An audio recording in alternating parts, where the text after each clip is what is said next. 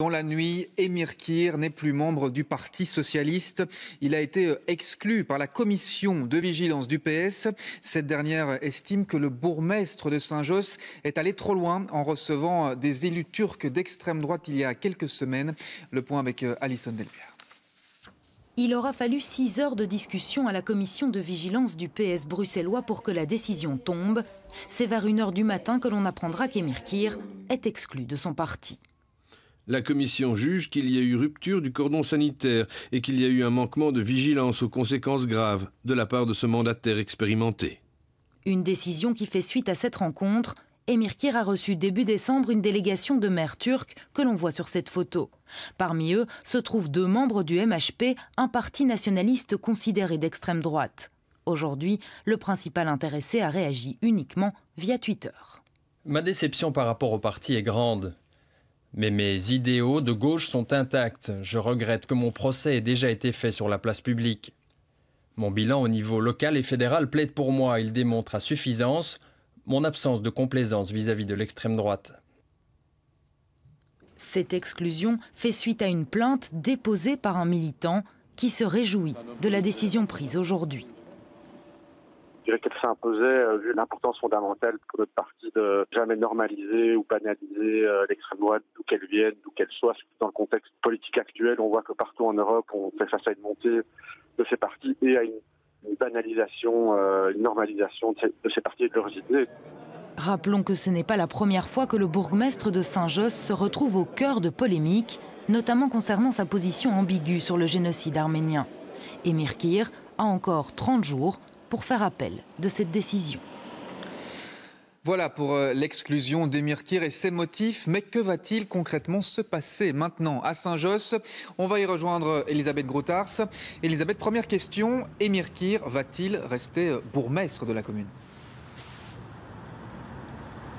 Eh bien, Emir Kir ne s'est pas encore prononcé en ce moment et du côté du PS, on garde également le silence. Mais c'est une possibilité car même exclu de son parti, un bourgmestre bruxellois ne peut être obligé de quitter son poste et ne peut faire l'objet d'une motion de méfiance comme c'est le cas en Wallonie. Donc si le collège de Saint-Josse, le collège communal ou en tout cas certains des échevins appuient cette exclusion, eh bien Emir Kir peut refuser de partir et décider de siéger comme indépendant alors qu'il n'a plus la confiance de sa majorité. Ce serait évidemment une situation complètement particulière, mais le collège pourrait aussi décider de le soutenir. En tout cas, Emir Kir, malgré ces quelques casseroles entraînées ces dernières années, jouit d'une certaine popularité au sein de la commune, notamment au sein de la communauté turque qui représente pas mal d'électeurs PS bruxellois. Une popularité qu'a tenté de comprendre Aurélie Fogli qui a réalisé ce reportage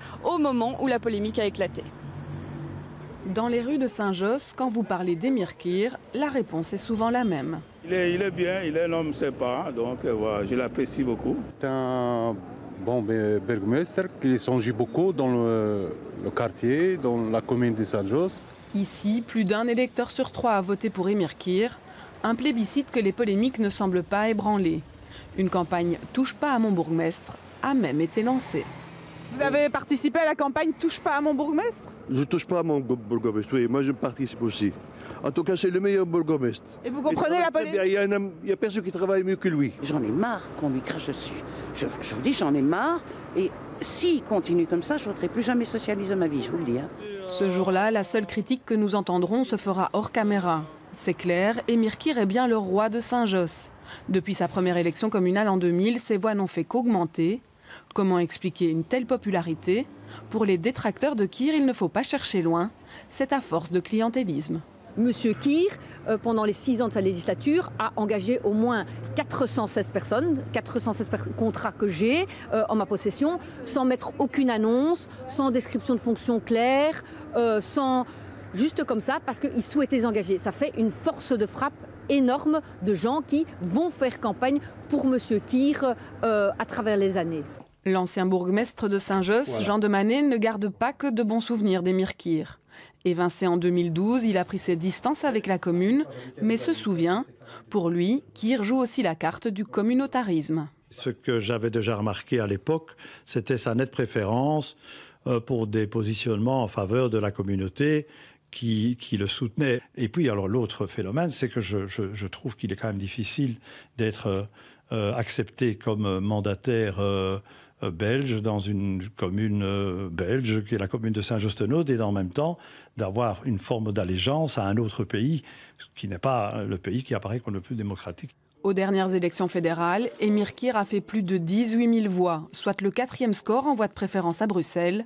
Son succès dépasse donc bien les frontières de Saint-Josse. Oui, voilà pour la personnalité du bourgmestre de Saint-Josse.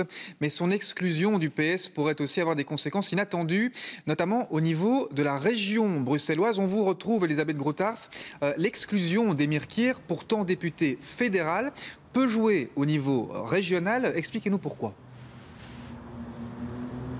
Oui, le PS bruxellois, avec son nouveau patron, Ahmed Laoueche, fraîchement élu, a posé un acte fort censé dissuader ceux qui voudraient s'écarter des principes du parti. Mais le PS le sait, cet acte pourrait ne pas être sans conséquences au niveau de la région, car là aussi, Emir Kir jouit d'un certain soutien. Plusieurs élus socialistes bruxellois sont d'ailleurs d'origine turque, et avec seulement 17 députés PS et 15 députés 15 députés écolos à Bruxelles, cette éviction pourrait créer des changements de rapport de force en interne au niveau de la majorité, voire même mettre en péril cette majorité. Mais pour le moment, Laurent, ce ne sont que des hypothèses, évidemment.